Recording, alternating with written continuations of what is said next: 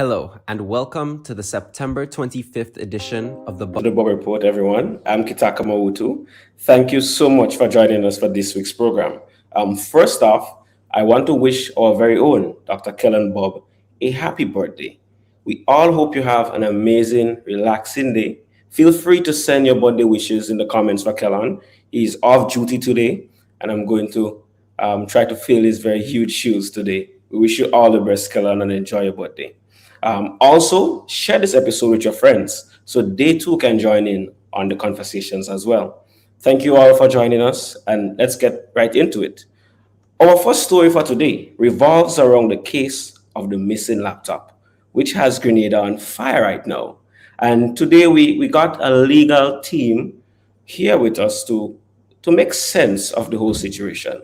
I welcome today to join us on the program former president of the Grenada Bar Association, Mr. Ruggles Ferguson, and current, well, you wear so many hats right now, Claudette.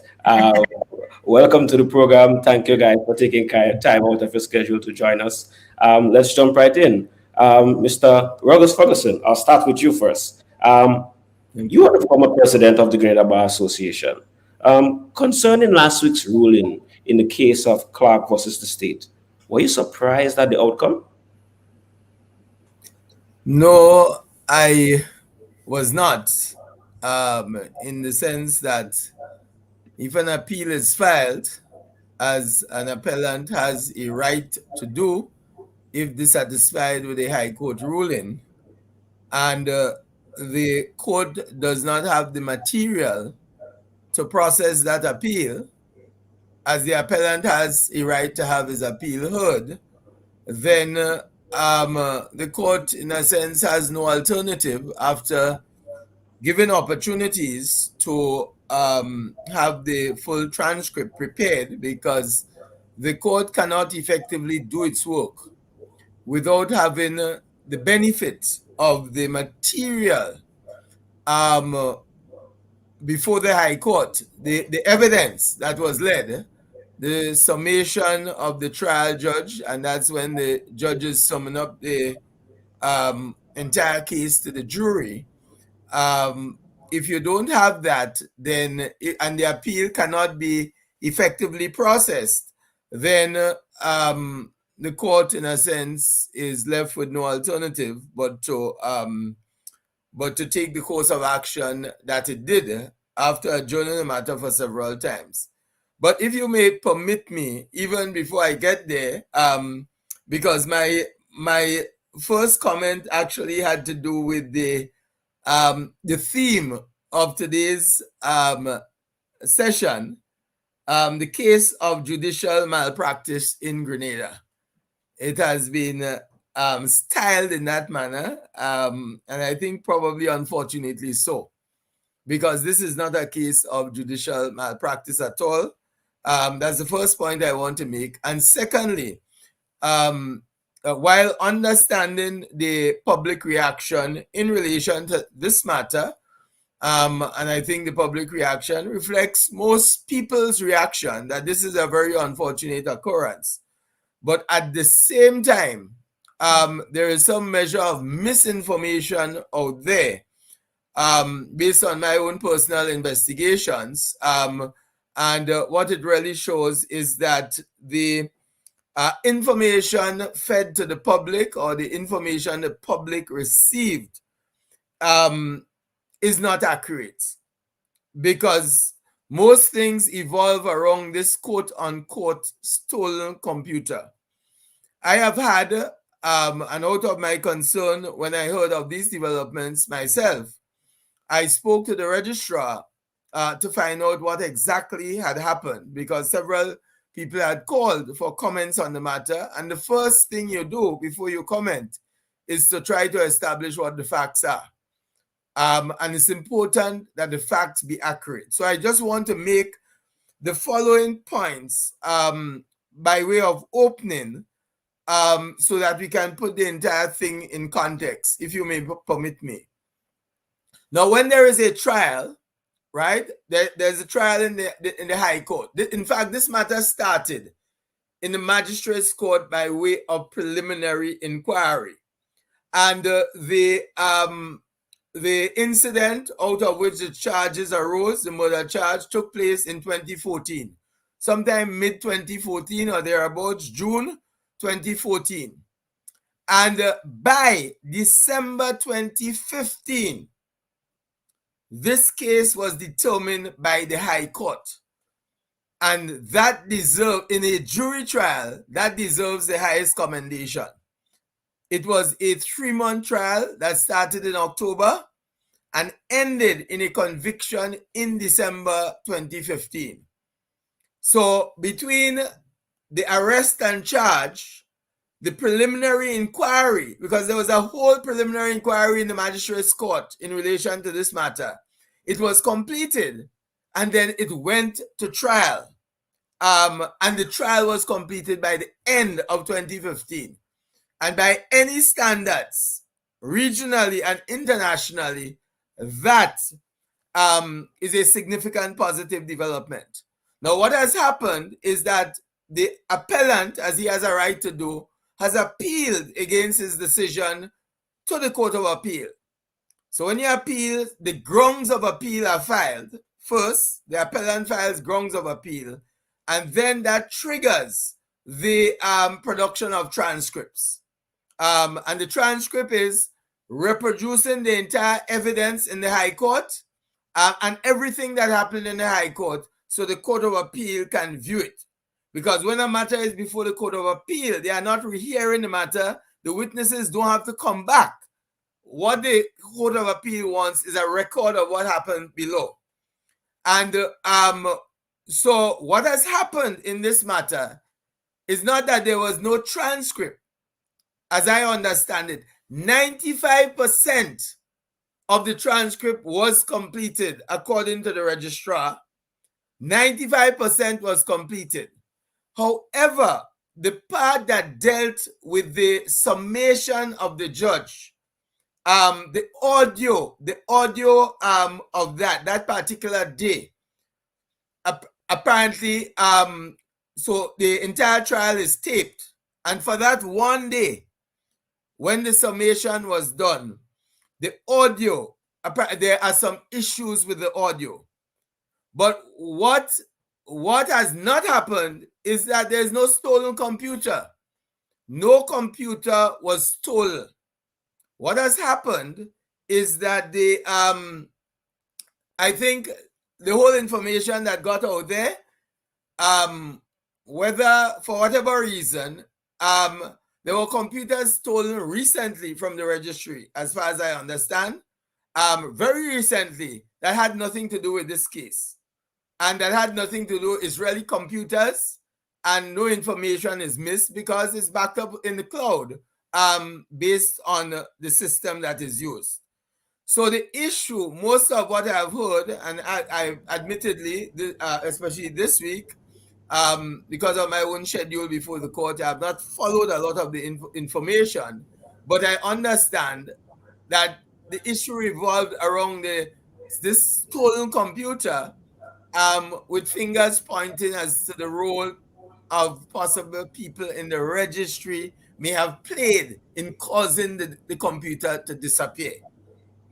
But so the point I want to make is that is the process, and it is the appellate process. Out of a 3-month trial, the transcripts were done in their entirety, save for that particular day when the tape, I know when you use these old systems and cassette tapes and so, there was a problem with that, but it has not arisen out of any stolen computer. And that's the information that I received based on inquiries before making any public pronouncements myself. And she assured that there was no stolen computer. So I just want to make that point. So, as a follow-up, though, going on the grounds of the information you just presented, the issues with the audio, would you say that was adequate grounds of which to release the individual from custody, from prison? Sorry. Yeah. Well, let me put it this way. the what I have as I indicated before, the if somebody has an appeal before the court, because it's part of the system, if somebody has an appeal before the court, then what they can do is a matter before the court and they're dissatisfied, you can appeal it right up to the Privy Council because you have a right to appeal. So if you have a right to appeal, and then the materials upon which the higher court has to make a judgment on the matter are not available through no fault of yours, what the court does is to give an opportunity to get that material. So the matter was adjourned over an extensive period of time, and eventually the material was not produced. And therefore, what happened is that the court's saying essentially, we can't affirm the conviction, meaning because a court of appeal can do one of three things when you appeal. The appeal court can affirm your conviction and sentence. In other words, they can say that the High Court was right. Okay? The judge made no errors of law. So your appeal is dismissed. 2, it can allow your appeal. In other words, the grounds upon which you have appealed, it can say, yes, I agree with you, I allow your appeal. And either, as a result of that, you are free to go, or they can order a retrial, right, as one option.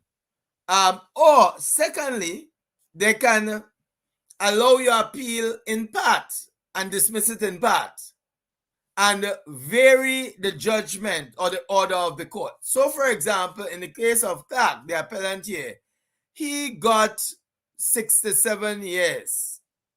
He was, there was a 67-year sentence imposed on him. So he appealed against sentence, and I believe, and I'm subject to correction here, both sentence and conviction. So when you appeal against conviction, you are appealing mainly in terms of how the judge directed the jury. And that is contained in the summation of the trial judge. And therefore, the summation is a critical component of the transcript that must be presented before the court. So the court can't keep adjourning it, right? The court can, because the court allowed for some periods of adjournment. I believe, from what was reliably reported to me, is that there was a contemplation as to whether a retrial should be ordered. But based on our law, to which the court is bound, to order a retrial, you must make a determination on the merits first. You must consider the appeal, make a determination, allow the appeal, and order a retrial. You can't just order a retrial So in the context of everything, what is the court to do? The man has a right to appeal. He is not responsible for the documents that are before the court.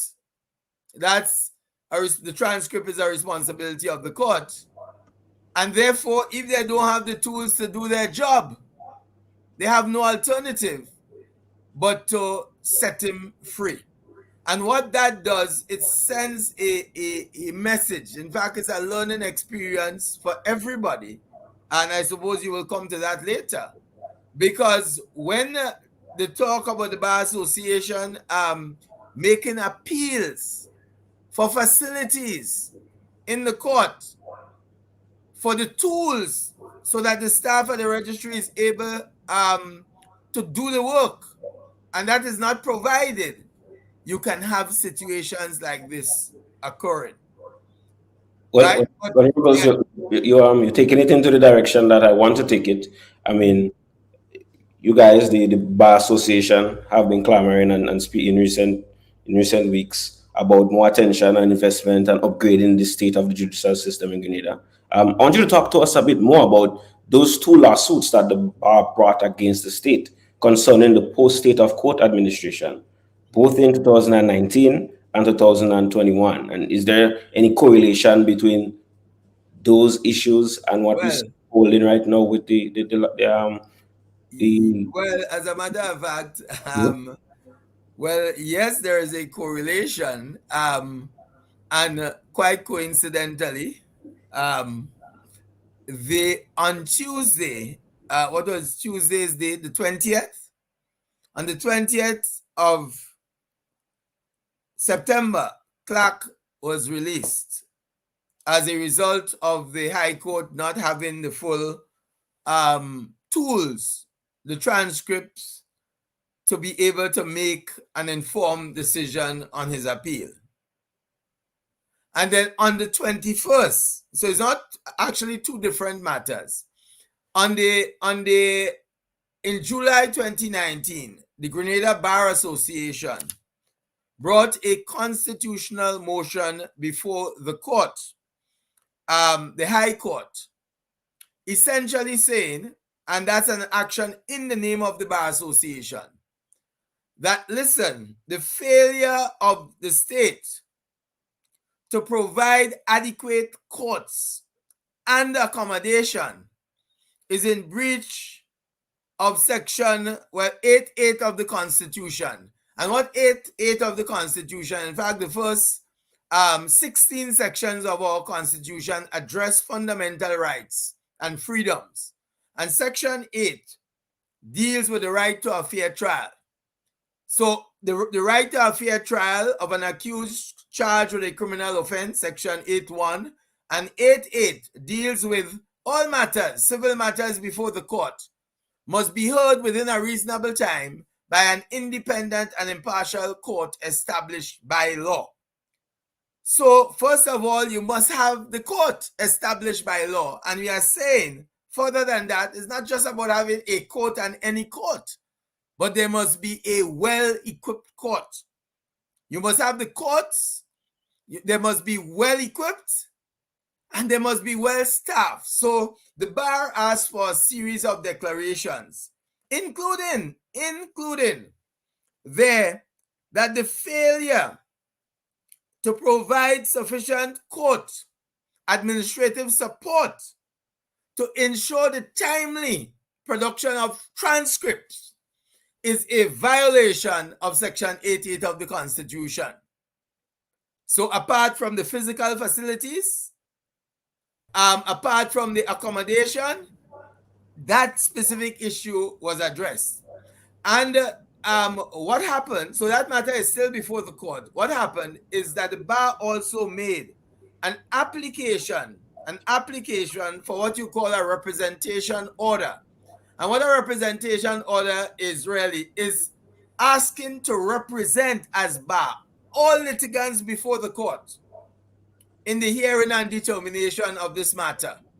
So any litigant, whether criminal or civil, who had a matter before the court, because the bar said basically the bar has the same interest under the Legal Profession Act to ensure a properly equipped court, just like any other litigant who has a matter before the court. So the bar asked for a representation order, and the High Court judge granted it. And the state appealed against the grant of the representation order. And that appeal was argued last year, and the Court of Appeal, on the day after the freeing of Clack, gave the judgment in that appeal. And interestingly, they disagreed with many of the arguments advanced by the state with respect to the common interests of the bar and other litigants. But what they agreed with the state on the principal point of the representation order, they say the judge ought not to have granted a representation order because the representation order will have no utility in the matter moving forward, because the bar in and of itself has the what you call the locus standi or the standing under the Legal Profession Act to bring the action that it brought. So that action will be proceeding before the court. But I'm saying here, timely, Clack is freed on the 20th, and that highlights, because that is what it does, it highlights the challenges within the court system. One, and two, the day after the court makes this ruling, which highlights the lobbying that the Bar Association has been doing over the years to address this issue. Okay. Well, waiting in the wings is Carla Joseph, and I really love to bring her in here. Quite a mouthful from you there, Ruggles. Lots of information, and we're happy that we've been able to provide this platform to share different sides to the story on this issue. Welcome again, Minister Claudette. Well, you straddle both lines of the fence. Legal affairs, lawyer. For you, like in your lawyering and being a lawyer in Grenada, like how was it for you in terms of looking at the court's handling of documents, and what has your story been in that experience of the court administration? Good morning, Kitaka. I thought I heard you say Mr. Claudette there, right? Sorry about it if I did. Mr. Claudette. You meant Minister. Good morning to you and my colleague Ruggles and all of the viewers on the Bubb Report. Of course, it's always good to be here and good to be back. And oftentimes I came on here in my capacity as a private lawyer, here and on other programs, expressing deep concern with the terrible neglect that the entire judicial system has been experiencing over the years. And I would like to endorse all of what my colleague Ruggles has just said, because all of it is accurate. And in fact, I would like to highlight to listeners that nothing that has transpired in recent time, nothing that has been brought to the public light, including the release of Mr. Clack and also the recent decision of the Court of Appeal in the matter brought by the Bar Association. Nothing contained in those two incidents reflect on the staff of the court. None of it reflects on the judiciary in terms of their competence and their effectiveness and the efficiency with which they carry out their duties, or the staff at the Supreme Court Registry and within other arms and offices of the judicial system. I thought it important to make that point, because sometimes the messengers get shot down, but rarely is the message behind. And what's the message behind what we have been experiencing over the years that caused people like myself, Mr. Ferguson, deceased Mr. Ashley Bernadine, Mr. Anselm Clouden, Mr. Sylvester, a whole set of us, Miss Taylor. We were always on in the public space, in the news, indicating to the public that the terrible neglect that has been visited on the judiciary will one day reap some very unsavory and unwanted results, not benefit, results. And so here we are today. As Mr. Ferguson pointed out, the matter in the case of Mr. Clack was concluded in a very short space of time in terms of the functionaries at the registry and in the Supreme Court in terms of they doing what they had to do. Unfortunately, there existed at the time a faulty recording system. The mechanism didn't always work. And certain aspects, and in this case, key aspects of the record of the proceedings were irretrievably lost. And that is what has transpired and has resulted in what has happened here with Mr. Clack. Now, for my part, it has been extremely frustrating. It's extremely frustrating for lawyers. You actually lose income because sometimes you cannot proceed with your case. And oftentimes your payment arrangement depends on the outcome of the case, or the client pays at the end. So for lawyers in the system, we lose income all the time because we cannot proceed to do our clients' work.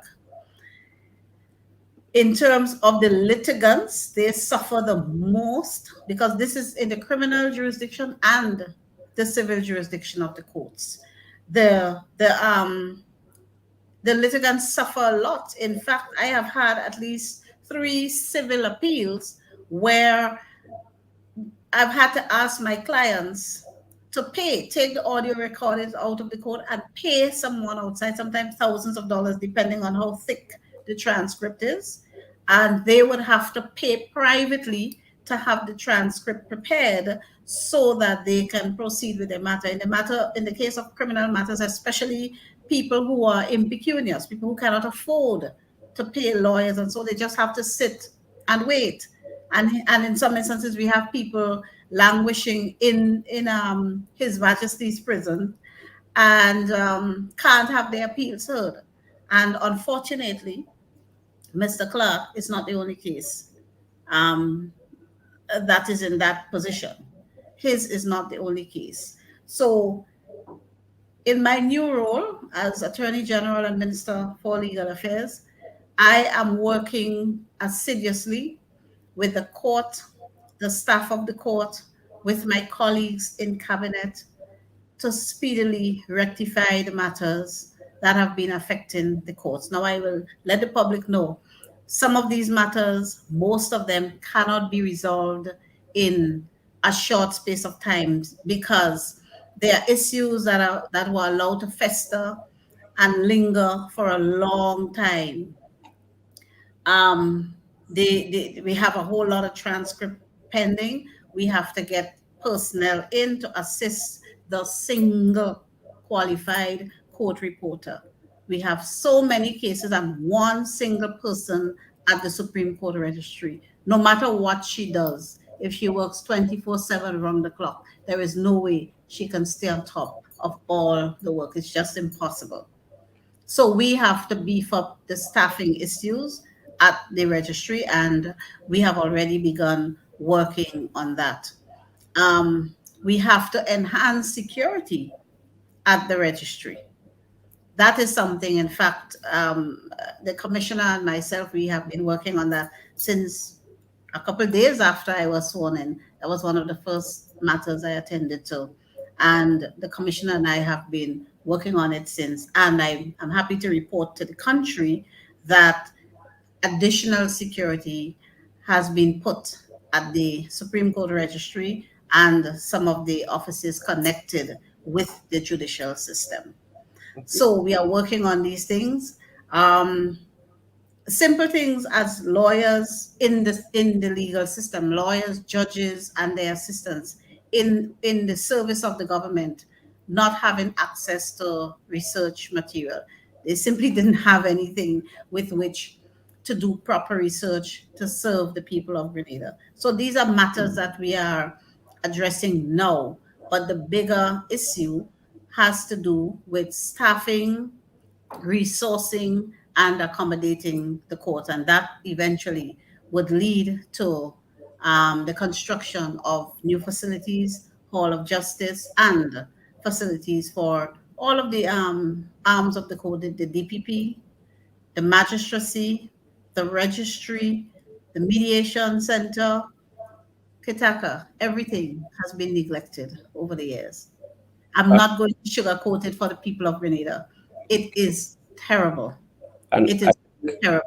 And I definitely think this presents great opportunity. You've been in the belly of the beast, and you definitely have a bird's eye view to go about with some reformation. Just some minor housekeeping, though. Apologies for earlier on with the slip of my tongue. Some of your fans are there championing for you in the comments, as well as they're concerned about your title, where you put in NDC representative. And then you were the one who put that in, and they really want to see a ministerial title there. So, guys, that was not on our part in terms of her No, title. I didn't put that in. I'm sorry. Yeah. So do you want me to change your title to reflect your ministry? That would be preferred at this point because I was invited here in my capacity of Attorney General and Minister for Legal Affairs. So sorry about that, guys. So that is being rectified right now. So, but Miss Claudette, Miss Honorable Joseph, Don't let them get you nervous now. no, not. So now that you have been a lawyer, you're now in that position. Speak to us about government's role in terms of ensuring that the court is administered properly, and Yes. some of the things that you're going to do to ensure that things like this doesn't happen, and that we can have best practices occur in court administration. Yes, I'm very happy to be able to say that to you. Now, the way our system is set up, Kitaka,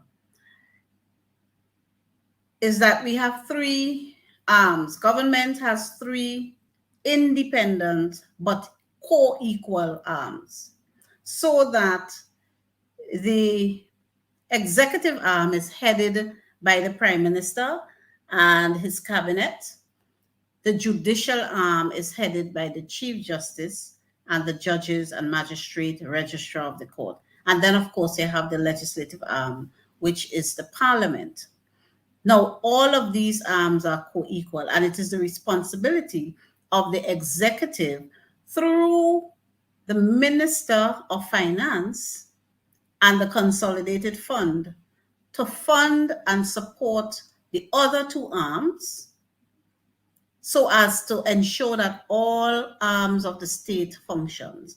If the judicial arm is not functioning, you have chaos, you have collapse. Same applies to the executive and the legislative arm. What we have been witnessing and experiencing over the years is complete neglect. And I will dare say that the judicial arm has been ignored in large measure, so that there have been no replenishing of staff. There have been no upgrading of resources, technologies, and so. There has been no proper maintenance of the physical spaces, so that the entire registry operation has to be removed now from the vault to the registrar's office, everything, because the building is not suitable for the workers to operate. I'm experiencing the same at the Ministry of Legal Affairs now. We have issues there. The same with the magistrates. Everybody have the same complaint. We are going to attempt as best we can to fulfill our responsibility as the Cabinet of Grenada to provide the resources for the Supreme Court Registry, the staff, the magistracy. And as I have indicated, we've already started to address the things that we can deal with at this stage. So we are attempting to staff. We have started staffing properly the departments in the legal system, legal affairs, Attorney General's office, registry, and so on. We have already started hiring new staff. We've done so already. We have recently arranged to relocate the rest of the registry that remained in the old building. We are taking steps to relocate and reopen the mediation center. That is going to be from 1st of October. We have relocated and find a space for the court reporting unit, because the court reporting unit is the unit that deals with preparation of the transcript for appeals and so on. And that is the unit where I said to you, there was only one certified transcriptionist. And I'll tell you something more. That person didn't even have a space from which to work. This person had to be working from home. This is the state at which the judiciary found itself. So we have found the space for the mediation center, so mediations can resume smoothly. We have found space for the court reporting unit, and we are in the process of identifying staff to support the loan officer there who's been doing a valiant and gigantic job. We have found space for the rest of the registry that remained housed in the building that was deemed unsuitable for work. Um, we have now arranged for a full library for all the officers in the legal system: lawyers, judges, magistrates, registrars, judicial assistants. And I'm happy to report again to the Bar Association and to the public that we are going to reopen what was left of the law library. Because the law library has been closed since I think it was about 2016. Ruggles, you could correct me, when we moved out of the Lime building.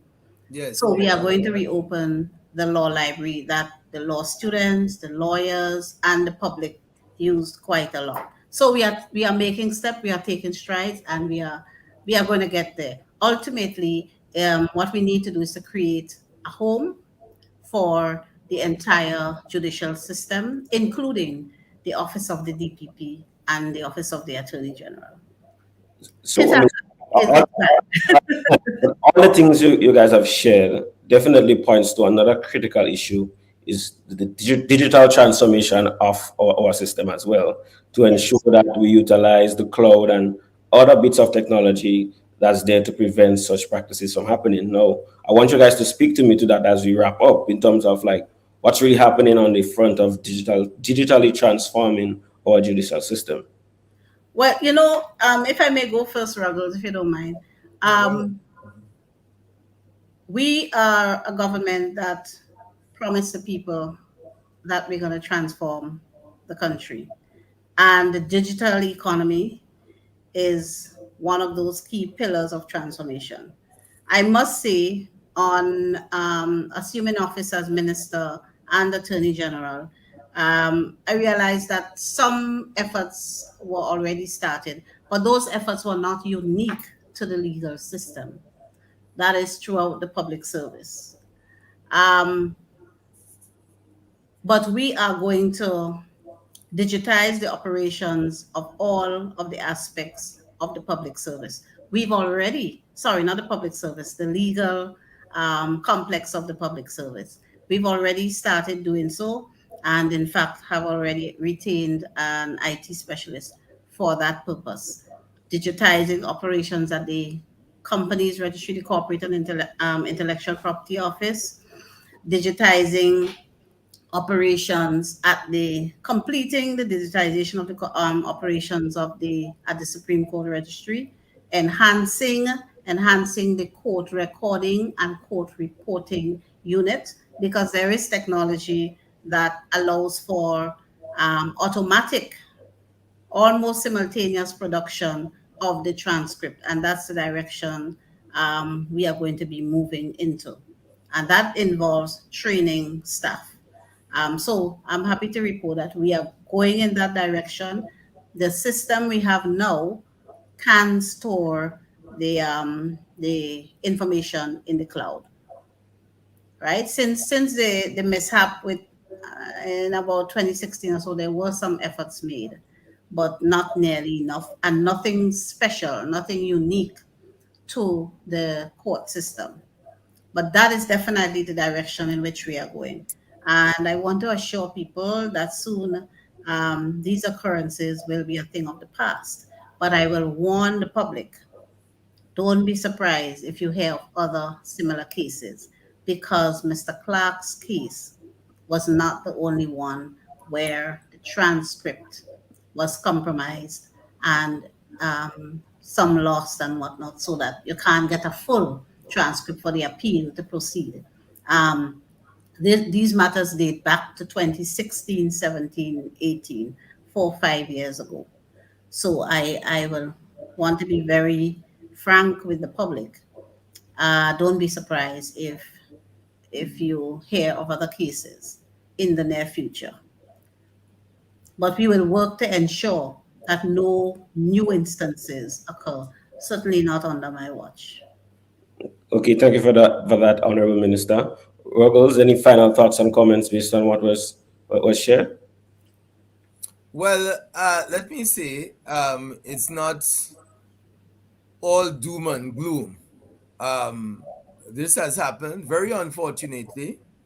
And just to say to Claudette in her new capacity, because Claudette has been one of the activists of the bar and therefore intimately aware of many of the problems that exist within the system.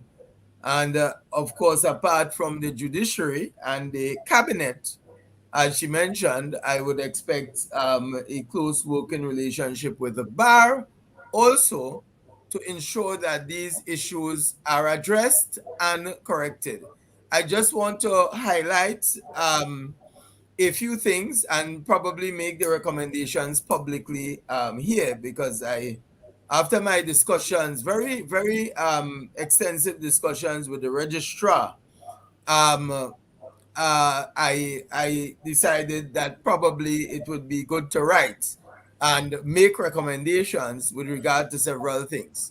But I want to make the first point I want to make. I made it initially, and Claudette made it in her presentation. Don't shoot the messenger. Don't come down on the registrar and the staff at the registry. It is a bigger problem. The registrar, for example, I know over the past few weeks and months, for example, she's literally filling in, even when on sick leave, to try to get things going. For example, the acting mediation coordinator has been on extensive sick leave, and the registrar came out, even while she was on vacation and sick leave, to fill that vacuum. We had a situation, and I probably, as the minister and attorney general in Claudette's capacity, that we need to regularize staff at the registry. I was shocked to learn, very, very coincidentally, in fact, I believe sometime in May, that I was dictating a letter to my secretary, and it was addressed to the registrar. And she put acting. I said, no, the registrar is not acting. So, move that. It is out of that. Then I realized the registrar is acting. The registrar is acting since 2019 up to this very day. And she has been operating on short-term contracts, 1 year renewable contract. Same thing with the deputy registrar. Same thing with the mediation coordinator. Everybody is acting. And the staff needs to be regularized there, because it affects their morale too and their ability to produce. And actually, I had written the then minister on that issue once I discovered it, asking that this issue be attended to immediately. One. Secondly, I believe in terms of staffing, we need an additional deputy registrar. That one deputy registrar, in my view, given the volume of work that the registry handles, is not sufficient, because the registrar has to deal with budgetary, several different issues. And it's not only the registry of the Supreme Court or the registrar of the Supreme Court, but the Deeds and Land Registry also, which is a major area.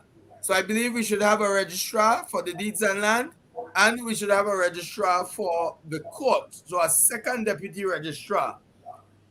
There is urgent need, very urgent need, to deal with that issue of the Deeds and Land Registry, which is something that the bar has been advocating for since my first period of the presidency back between 2001 and 2008, that we need to have a registered system of conveyancing. There have been some improvements, but you would still have problems in the registry if we don't transform that system. And I should say that Grenada and St. Vincent are the only two countries in the entire Caribbean that operates under what you call this unregistered system of conveyancing. So when somebody buying land, you have to do all of these searches. It was going 60 years back, maybe about 10 years ago. I know the law was amended to say you search about 30 years back. Under the registered system, it's just much easier. It's almost instant because you are dependent on a certificate of title in the registry. And on that basis, you determine that the person has proper title. So there we need that system. I know it is costly, it will take time, but for the banks and all of these other institutions, and for people buying and selling land, it is extremely important. So we are behind in the Caribbean, both St. Vincent and Grenada, the only two countries that depend entirely on a registered system of conveyancing. Mediation has been a success story in Grenada. We have had a situation where our hardworking mediation coordinator, Mr. Toussaint, unfortunately fell ill for an extended period, and that affected significantly the mediation.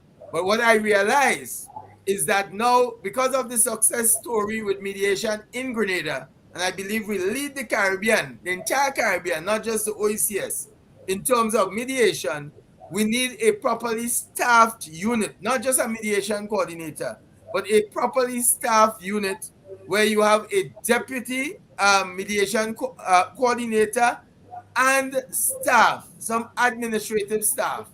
Because what is happening now with trials, just as you have trials in the court, every day you can slate several matters down for mediation. So mediation is a big thing in the system to clear the backlog. And I would agree fully, and just to make the point, that what the registrar in my own discussions assured is that this problem that occurred with Clack and the transcript relates to a particular period, because it is not that these things are stored even in the registry. The system that are using now, a more updated system, I believe used since 2019 or thereabouts. That system is called the Liberty system, platform. But those things are stored remotely, right? Remotely.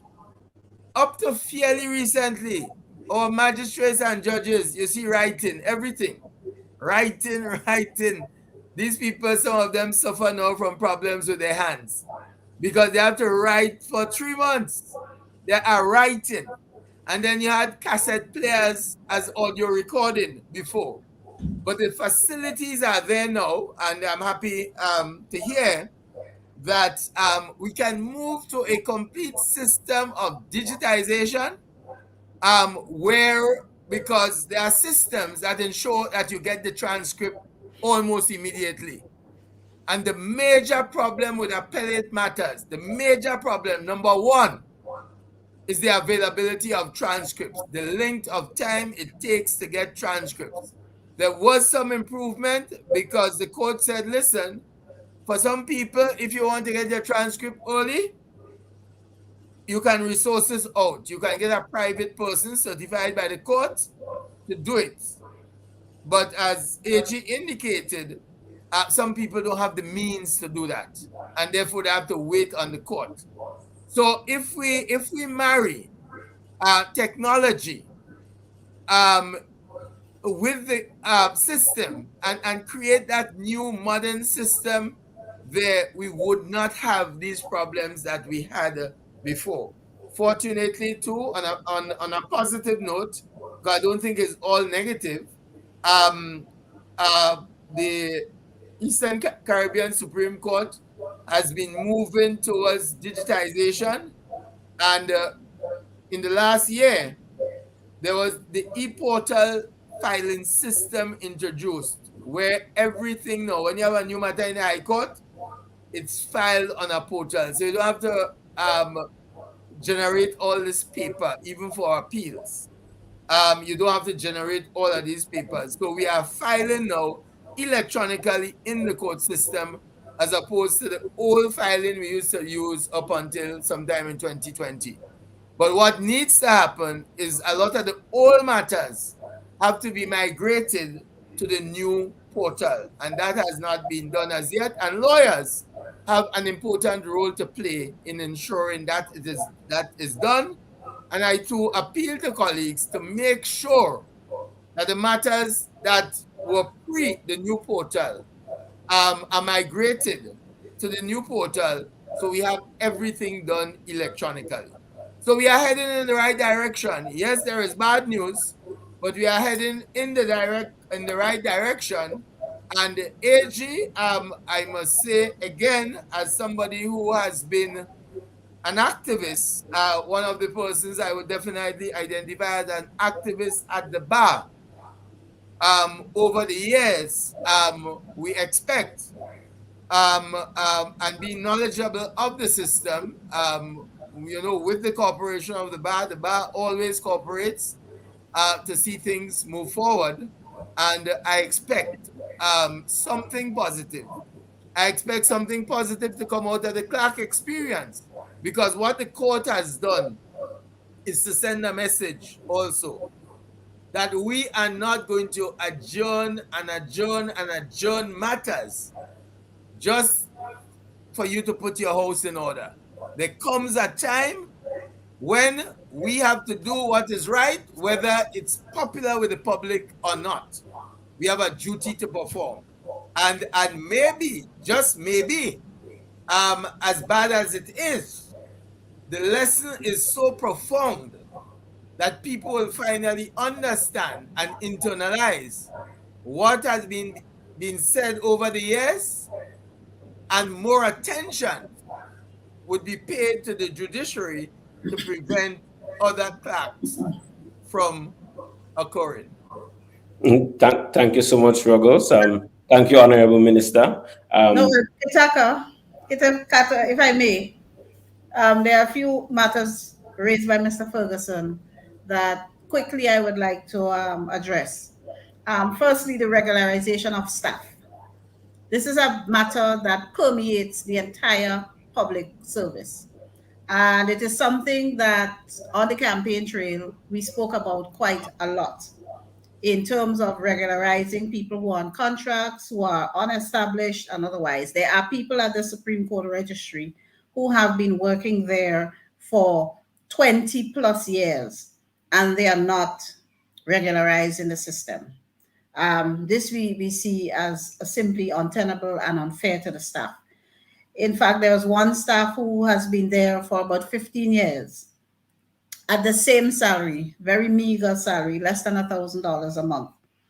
And, I was chatting with the registrar the other day, and she asked me about the regularization, when we're going to get into that. And she was saying this particular staff, she can't afford to lose based on the work the person does. And basically, the work this lady does is at the level of a senior public officer, at the executive officer level. She's there doing an executive officer's work, but getting paid less than a clerk. So we are fully aware of that, and it is a matter that we are addressing in a holistic way in the public service. I'll give you an example. Ministry of Labor. There are about 23 or so staff at the Ministry of Labor. Only 3 confirmed. That's what I met. So, and that is true for all the ministries and departments. So in that regard, the registry is not unique. So we are going to therefore move aggressively to treat with regularization. And of course, that will be tied to the whole issue of pension reform. So we are aware of that, Mr. Ferguson, and it is high on our agenda, regularization of staff. The other thing is the additional deputy registrar. That is something, in fact, I was part of the group in private practice in the bar who advocated to the government in 2010, 2011. I was then the vice president of the bar and advocated very heavily for an additional deputy registrar. That was approved by the government sometime in 2011, 2012, the previous NDC government, that is, but that person was never appointed. So this is something, of course, we will have to revisit, because I quite agree with Mr. Ferguson. Our witnesses witness it firsthand from both sides of the fence now, how overworked and stressed the registrar and the deputy registrar are. And they definitely need that assistance.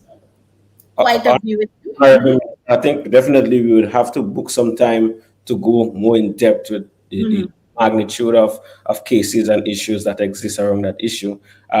We kind of have extended our time, so we definitely have to wrap up. So you have 30 seconds to final words and wrap up, and then we definitely have you back on the show to go more in depth because there's definitely a lot to be covered and a lot to be done. Okay, let me just assure the public that we will work. When I say we, I mean the government of Grenada. We will work closely with all stakeholders, and in this case, especially the Grenada Bar Association, to improve on the services provided to the public, to make justice more accessible to the public, and to make the workspace and environment more conducive and suitable for all the workers in the legal system. We are going to work assiduously to ensure that we do not have a repeat, at least under our watch, of what we just witnessed at the Court of Appeal last week. I agree with Ruggles. A message was sent by the Court of Appeal, and it was heard loud and clear throughout the length and breadth of Grenada. So it is now our responsibility of government to try to tackle these problems. But as I said, some of them are old, they've festered a long time. So there will be very few areas that we can do a quick fix in. So, in that regard, I ask for the public's patience and understanding as we work together to move the judicial system forward and to improve things for everybody. Thank you so much. Thank you guys for being with us today. Have a fulfilling week. Viewers, stay with us as we take a short break. And when we get back, we will dive into our cannabis conversation. Thank you so much, guys. Yes, thank you. And Thank you. Thank you. Have a good day. Why would we have ambassadors representing the state that do not understand clearly what their terms of reference are? To the cards that I have drawn that I am the minister at this point in time. And for members of the public... But you're also a servant of the people. The unions are not threatening to withdraw their labor, and neither are they threatening to shut the country down, as you did. I think your summarization of my position is highly inaccurate, and may I dare say a bit inflammatory. The strategy did not work the last time for you. So what would make this? Well, you're assuming that we're doing the same strategy.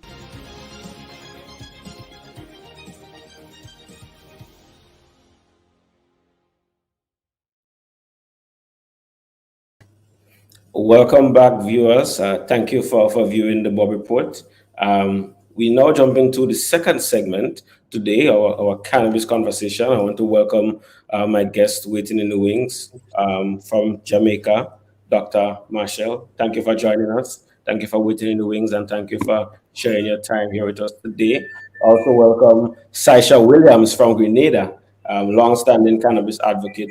So definitely jumping in with discussions in terms of cannabis in Grenada and the Caribbean from varying lenses. First of all, welcome, guys. How you doing? How is things in your neck of the woods? Thank you very much. It's a pleasure to be here today. Jamaica is currently experiencing some inclement weather from a tropical storm, so it's pretty rainy and dreary outside. But I just want to say greetings to all your listeners, and it's a pleasure to be here to participate in such a important discussion that does carry a lot of weight regionally. Okay, Sasha, how are things for you down in Grenada? Hot. Greetings. Okay, definitely. Okay, so Sasha, I'll start off with you. From the Grenadian perspective, I mean, Grenada yet to have any major cannabis reform legislation. From your perspective as an advocate, why should Grenada at this time engage in the process to reform in terms of cannabis? And how will that process impact Grenada? Well, why we should? Because there would be madness and mind-numbingly stupid of us not to. One reason is because so many people in Grenada actually participate in the plant. There's a lot of sick people here who actually need relief from that plant, and the financial benefit to the average man, potentially, once we do this right, is astronomical. How, yeah. How does it affect us? Well, we will stop spending a lot of money, wasted money, on people going into our prisons, which creates a spiral effect where that person now becomes a burden on society forever because they have a record. And if there's any opportunity here or even outside of here for them, their opportunities are severely limited because of that. So there's a world of things that can happen to us in the positive, and the fear of whatever fear we have of some negative that may happen, we already experiencing the negatives. The problem is we can't really truly benefit from the positive of this plant because of how the law is struck. So, Dr. Marshall, I mean, Jamaica has been at the forefront in terms of legalization and cannabis within the Caribbean. So far, through your lens and experience in Jamaica, what would you say are some of the biggest lessons learned so far in terms of cannabis legalization in the region?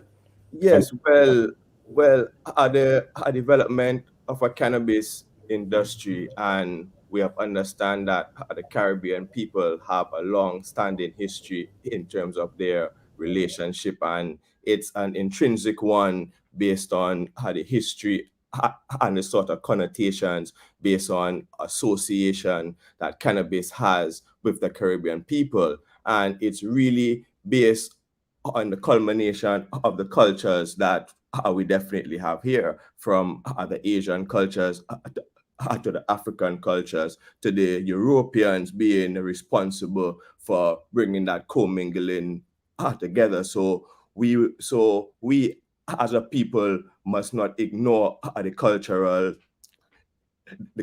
and spiritual aspect that this plant has brought to Caribbean people. It's a sort of indicator species where, a Caribbean people are, concerned. And we have seen how Rastafari and the music and the culture has promulgated that globally. So in terms of the Caribbean region and understanding cannabis policy, it's not an easy fix, right? It's a very complicated task to understand the needs based on creating laws and policies and regulations to bring that framework to bear economic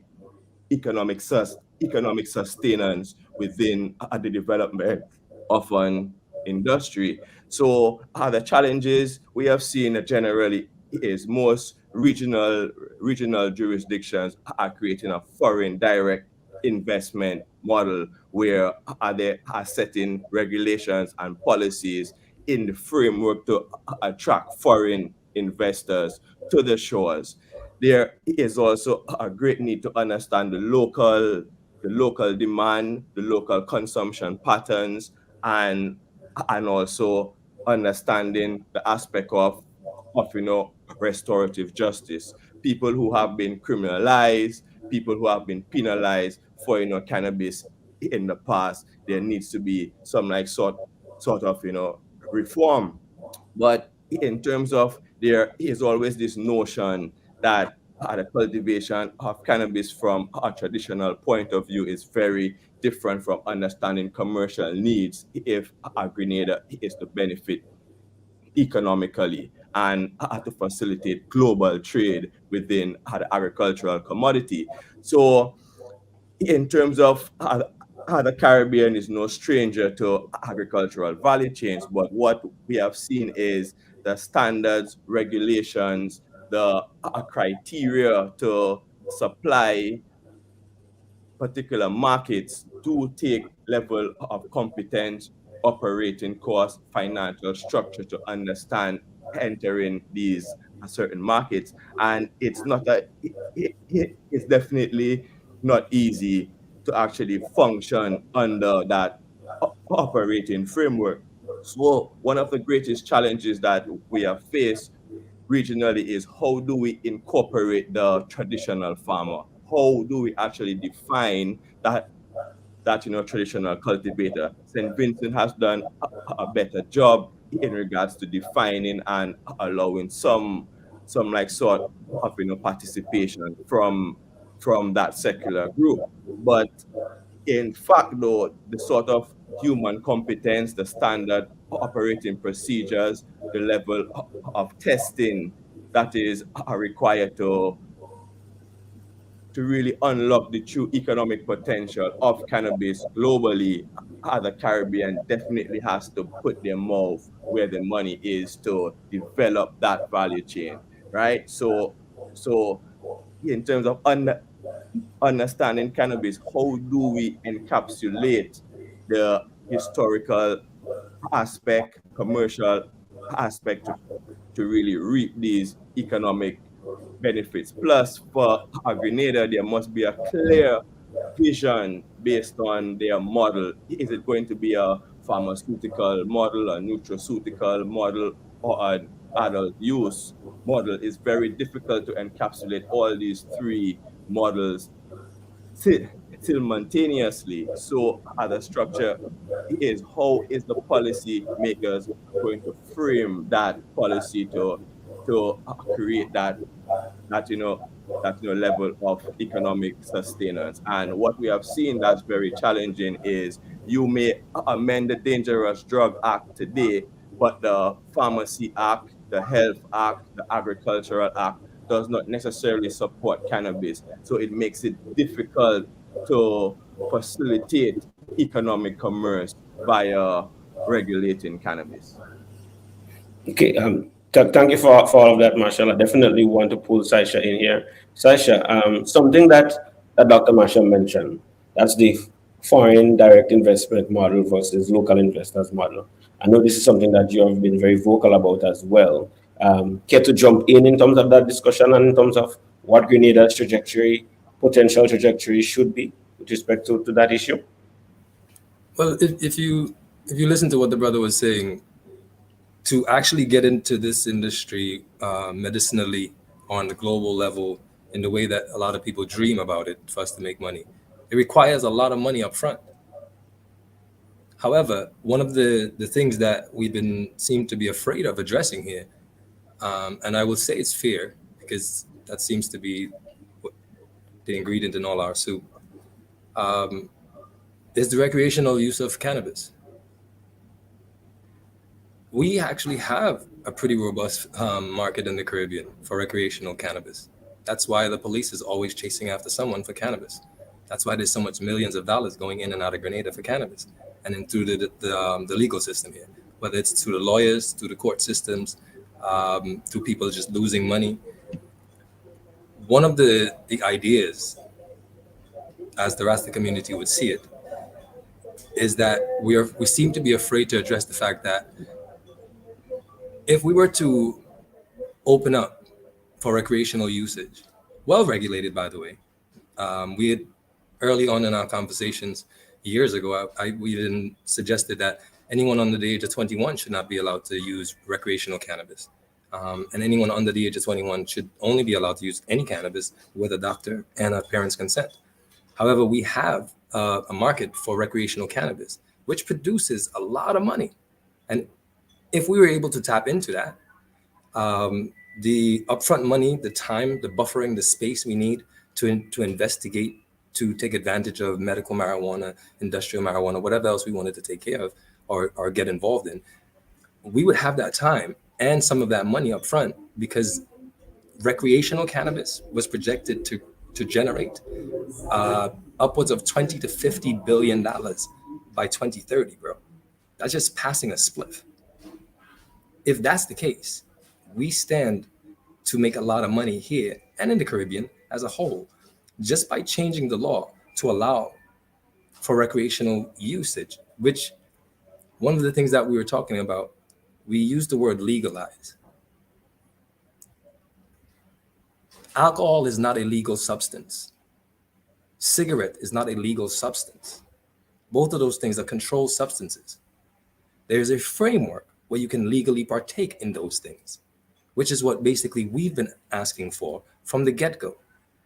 Create a framework where where adults and anyone wanting to use cannabis for whatever reason can actually partake in the plant in a legal way, and everyone still make money from it.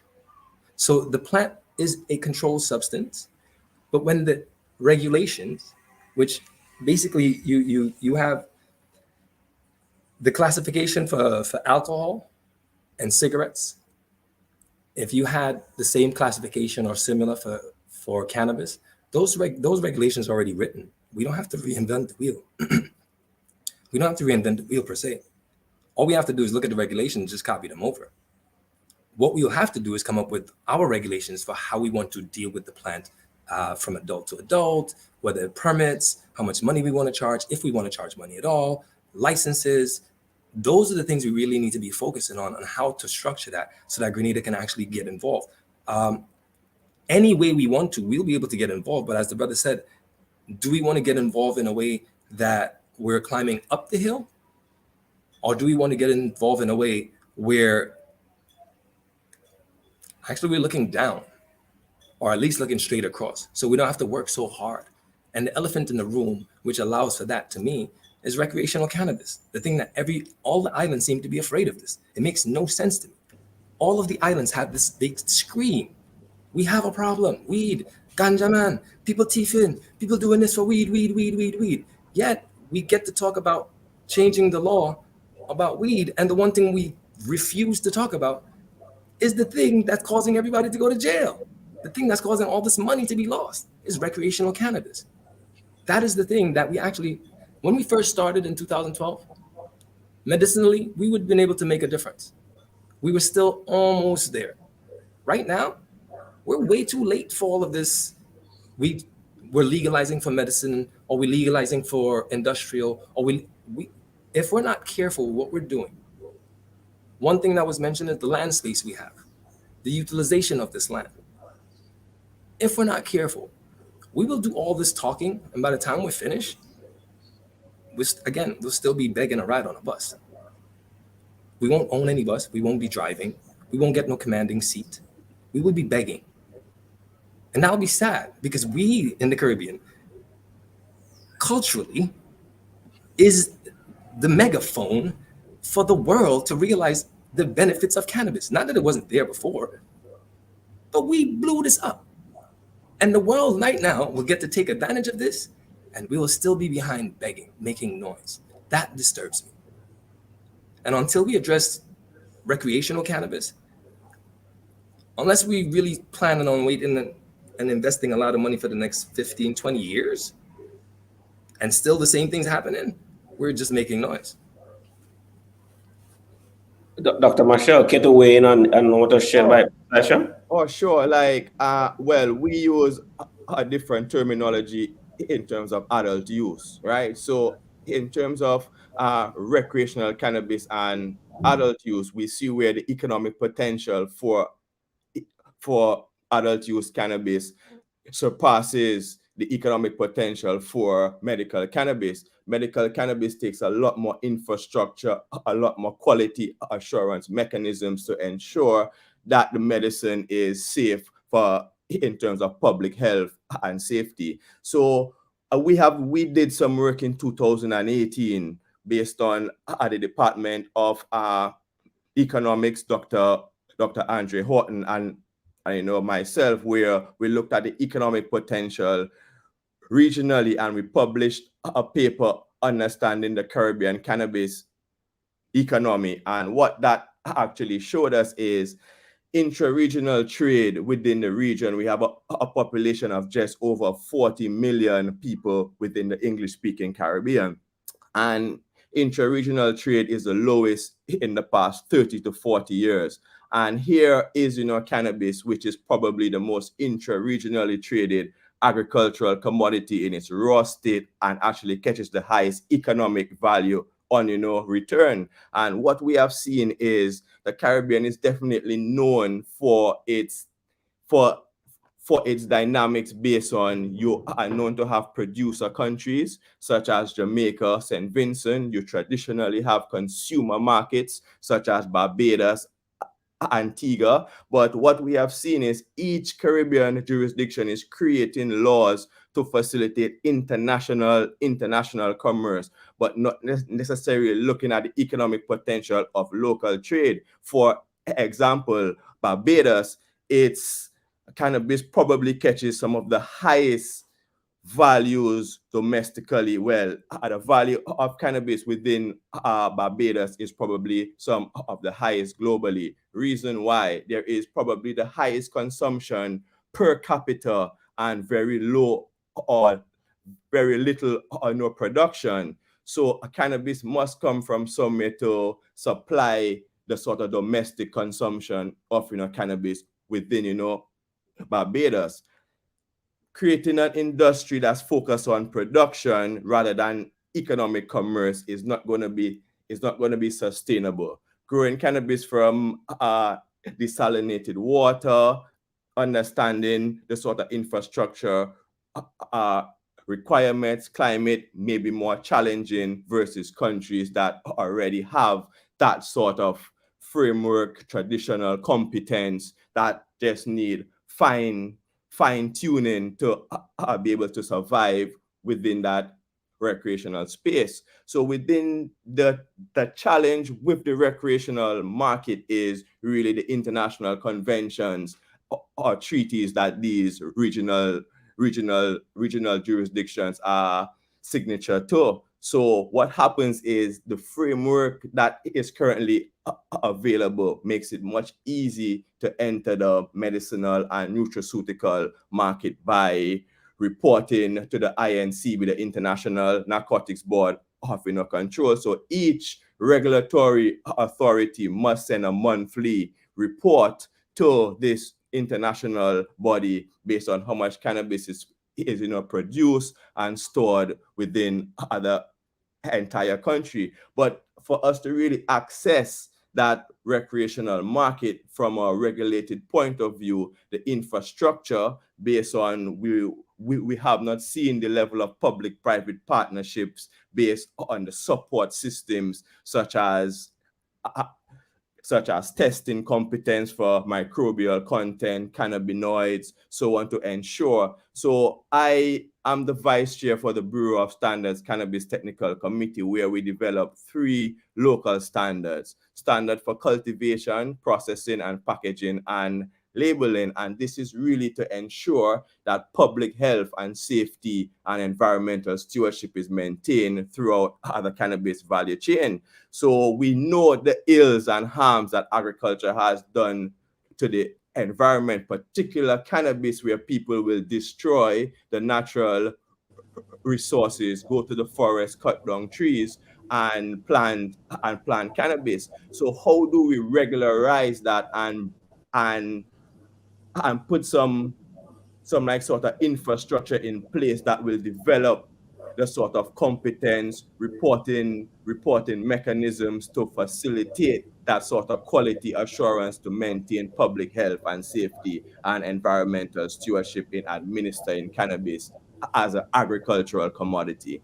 So what we have always said is cannabis is no different from the tomato model, based on you will grow tomatoes in your backyard, but you will still want to go to the supermarket to purchase tomatoes, but you will still go to the supermarket to even purchase tomato ketchup, right? So there are different levels to understand, but what we have ignored entirely is our local demand and local consumption, and how intra-regional trade could facilitate the development of wealth creation via cannabis.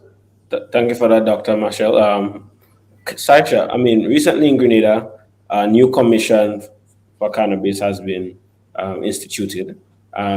If you had the opportunity to talk to that board right now, what would be some of the advice you would give to them in terms of primary steps to make to ensure that we realize the economic benefits of cannabis? How much time you got? not 25 years. Okay. Well, one of the speaking of being careful of how we do this in terms of agriculture, if you remember in our early conversations, allowing for commercial growers compared to private growers. So let's say we allow say 7 plants per person a household or whatever, but commercially you can grow acreage of weed. The only people that should be allowed to grow acreage of weed in Grenada, and I've said this before, is people that can prove and do grow more food than they will be able to grow weed or evenly. So if you grow 1 wheat plant, you need to grow 1 food plant or more. If you cannot prove that you have the land to be able to do this, you will not be allowed to grow commercial weed for any reason in Grenada. I don't care whether it's medicine, recreational, industrial, because as the brother said, if you go to St. Vincent, you will notice whole mountainsides, no trees. No trees. That's why when the volcano hit, unfortunately, a lot of places slid. There weren't many trees to hold the land because we just clear cut. They did a lot of that happened in California 20, 30 years ago when we were doing this. People going out into the bush just clearing down land to plant weed because there wasn't a regulation saying that you have to do this or else. We can have sensible regulations in Grenada once we stop being afraid to have conversations openly about cannabis and about the negatives and the positives. There will be negatives from this. There's nothing you can do on this planet. Let me show you something. People, if you drink too much water, you can kill yourself. It's called water intoxication or something like that. It can water poisoning. It can poison you. Water, just drinking too much water too fast. So everything has a negative. What we've been asking, are we going to make a decision or not make a decision based on the fact that something negative can happen? Are we going to make that decision in spite of that and plan for the negatives that will happen so that when they do, we're already ready for them? Because negatives will happen. It's called life. So in terms of large-scale growing of cannabis in Grenada, there shouldn't be anyone allowed. I don't care whether it's free or have to pay for the permit. No human being should be allowed to grow weed in Grenada that is not growing equal amounts of food or more, because we are an island. We cannot have a pile of weed with no food. We will not be importing food out of cans and bags for the rest of our lives. We have gone too far on that regard already, where we're importing a lot more food than we actually grow here.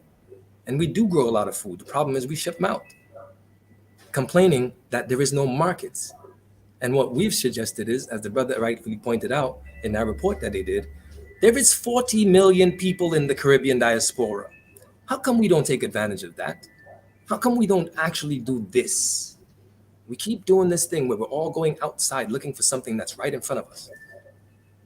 Right in front of us. And all we have to do is just go, hi, I'm right here. I'm in Grenada. Where you at? Jamaica? We're good. When we write these laws, why?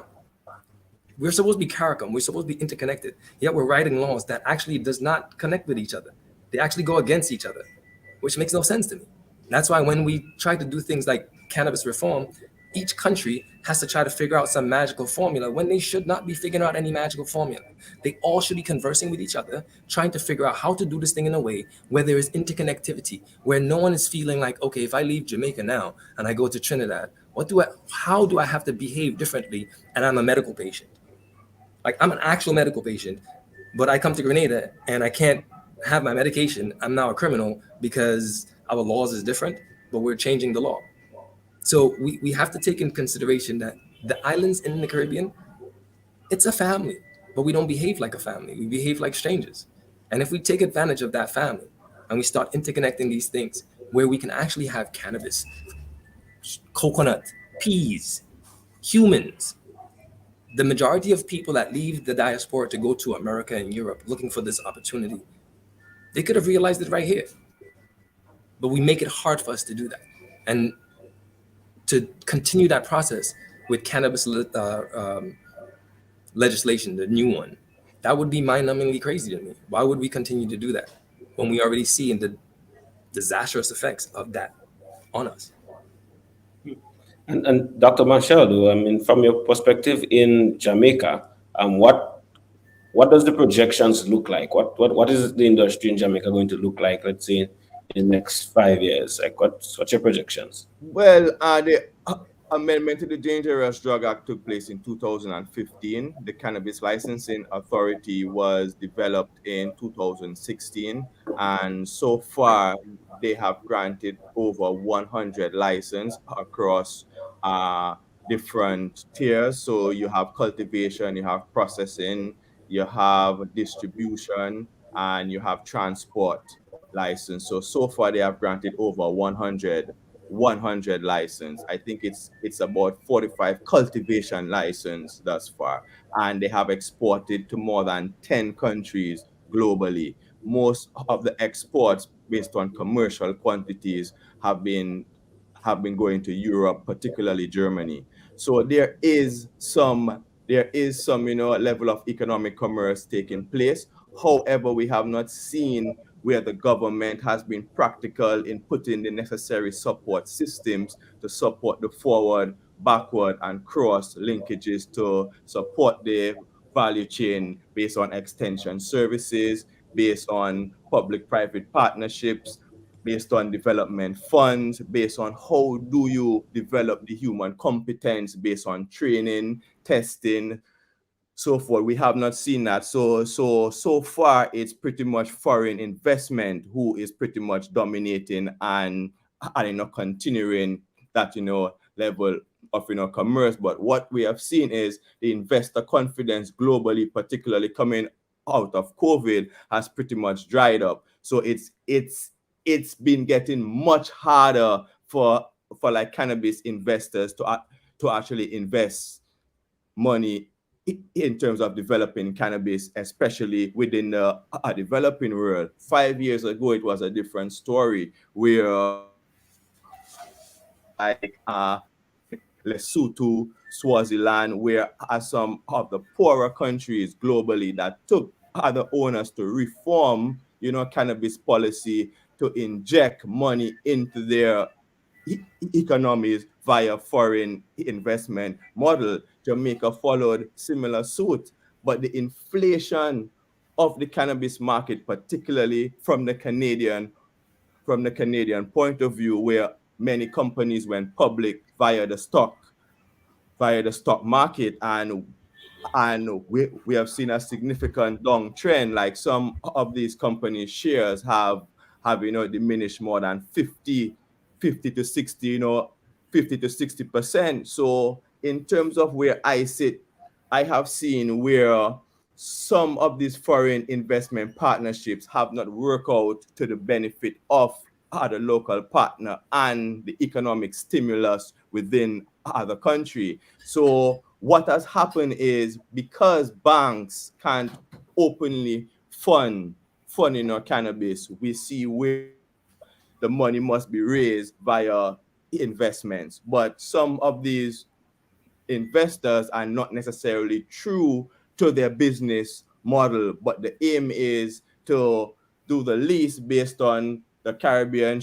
We should get cheaper land, we should have cheaper labor, we have the level of influence to influence government policy, and that leads to sort of corruption, so on. So we have seen where certain investors have got privy over things certain, but we have not seen where at the level of economic commerce 7 years on has been able to sustain other industry so far. So what is currently happening? Majority of the money to pay wages, to pay energy costs, to facilitate the operations of a cannabis business is not happening from the commercial activity that is actually taking place.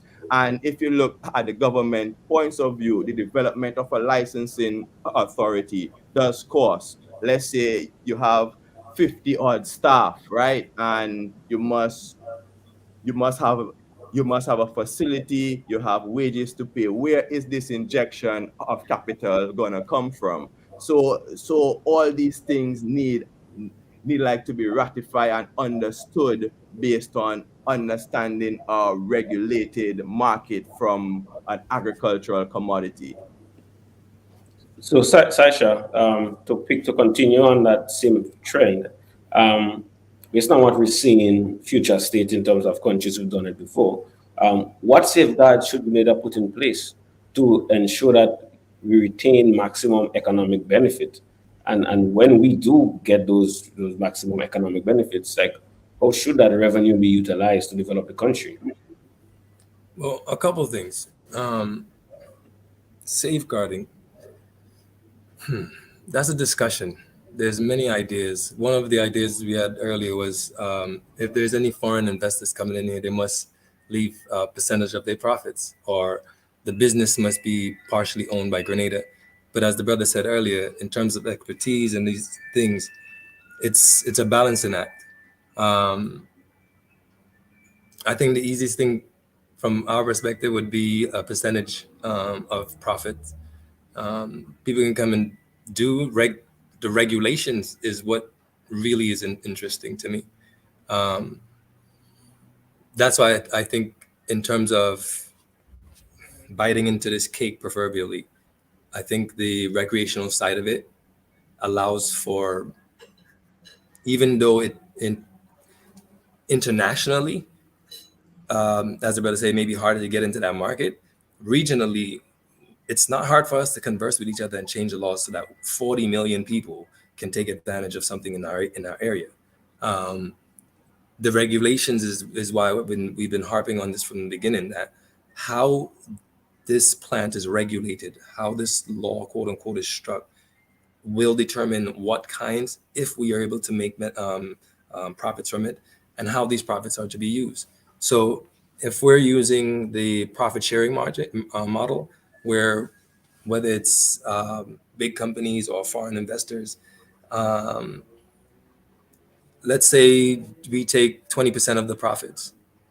I think half of that should go to the Grenadian people directly and half to the government. Seeing as not everyone in Grenada owns a piece of land. Not everyone, as the brother said, will actually go grow a tree. But if you're a citizen of this island, to me, and of any island in the Caribbean, I think any money made off of weed, everyone should have some way to participate in that money. And without being unfair to anyone either. You see what I'm saying? Only because this plant has generated so much money for so many people. And the majority of people who have been disadvantaged by this plant has been the people who generated the most money for those people by this plant. So to change the law now and to make it in a way where just because I may not have a piece of land to grow some weed, but for the last 50 years, my grandfather, my father, myself, my son, my son's son has been sellers, dealers, operators in weed.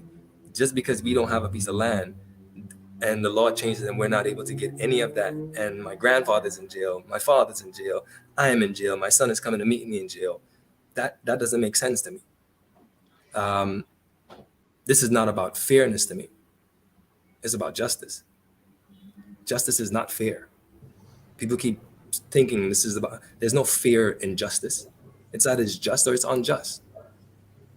And to me, the people that have been unjustly harmed by this law, there must be a way to allow them to either catch up or to get some advantage from this. Or else what we're saying to them is, I think the word starts with an F. And that will be sad, because those are the people that is responsible for the conversation we're having today. Yes, and if I may just add here, we have seen where cannabis policy regionally has the driving force has really been restorative justice, where we don't want to criminalize persons in possession of small quantities of cannabis, and we have seen where election promises have pretty much guaranteed that throughout various jurisdictions. Regionally, Jamaica was pretty, because a construction worker was killed in prison for, possession of a spliff. And that really created the driving force that really saw the sort of reform that we have, that we have today. So just as the brethren mentioned, where you have in the Caribbean generations of families who participate in some aspect of, cannabis trade, and this is the sort of perception that is sort of what I can say is limiting the opportunity for the traditional farmer, because he used to grow cannabis, traffic it, sell it, right? In his perception, he must own the entire value chain, which in the commercial space, that is very hard. That takes a level of investment, competence to really support all the activities, from plant breeding to input cost to growing to quality assurance checks to processing to trade, right? But definitely these personnel have developed some level of skills and competence that could earn them an honest living and contribution to their community, families, and the country, by allowing their skills and services to fit somewhere along the value chain and be able to contribute meaningfully. May it be trimming cannabis, may it be growing, may it be propagating, may it be breeding, may it be processing, may it be simply as dispensing, and somebody coming, or we always have this notion, oh, tourists going to come to our shores and,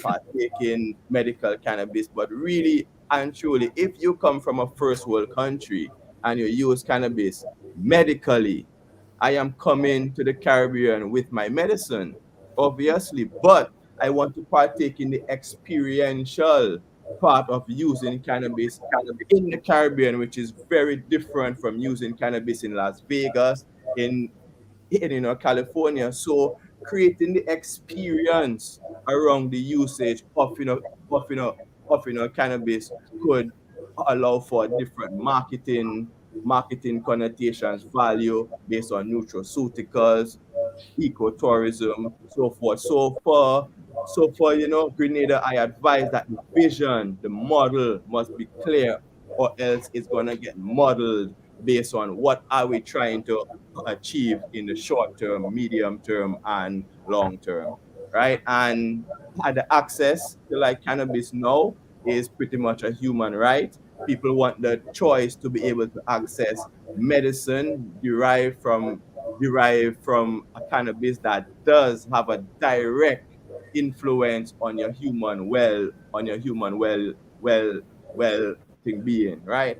And then understanding that, we know that the medical value of cannabis with much less uh, side effects, right? There is tons of research. I recently had my first cannabis remediated patient from a prostate cancer.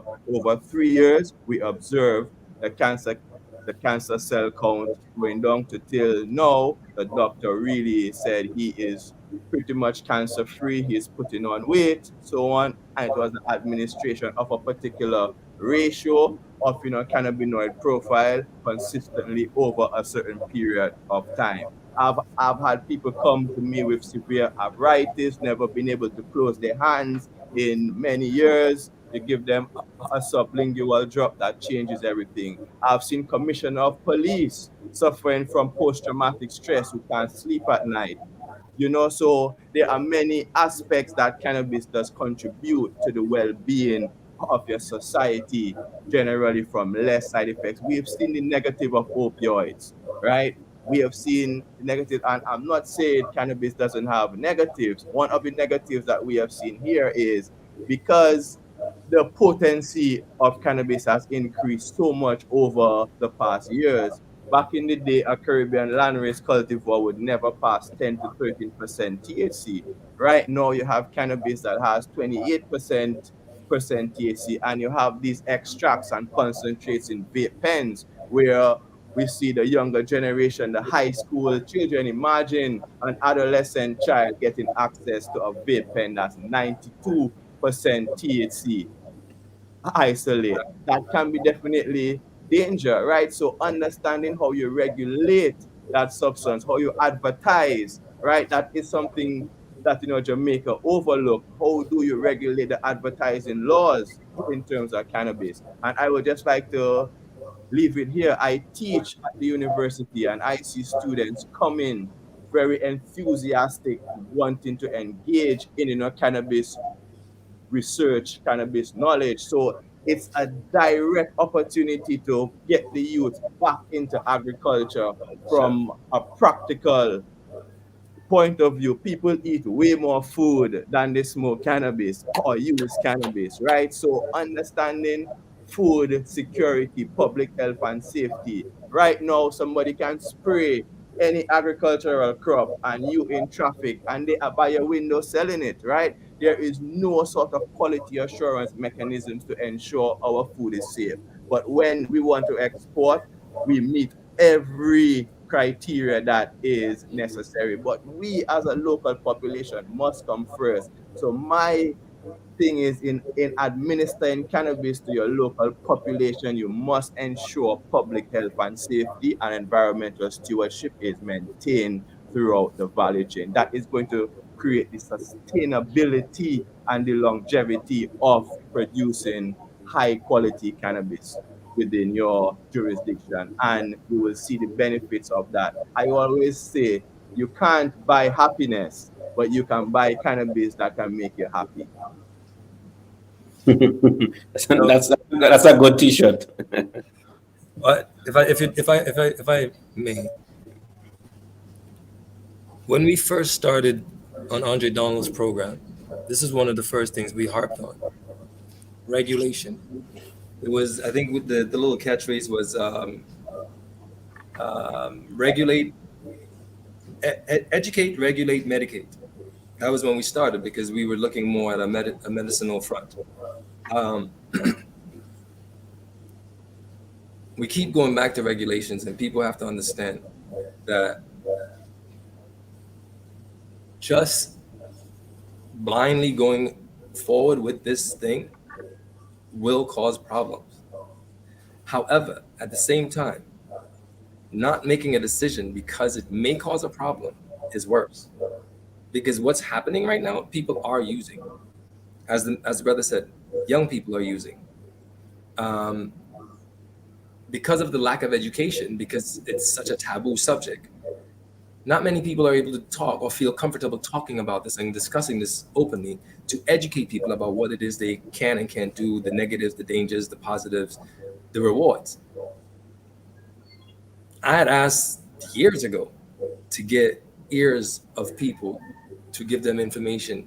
We've put out posters, everything we could to try to educate people on the positives of cannabis and the negatives, because there are drawbacks. However, most of those drawbacks, one of the easiest way to mitigate those is the regulations. Like, for example, not allowing under 21, depending on the location of recreational use. Like, for example, if you're doing recreation and people are outdoors partaking, public buildings, schools, playgrounds, daycare centers, senior centers, government buildings, again, there shouldn't be any smoking within a certain amount of yardage of those places. There shouldn't be any cannabis consumed or sold within a certain amount of yardages of those places, because you have children or public or government offices there. All of those things comes from the regulation.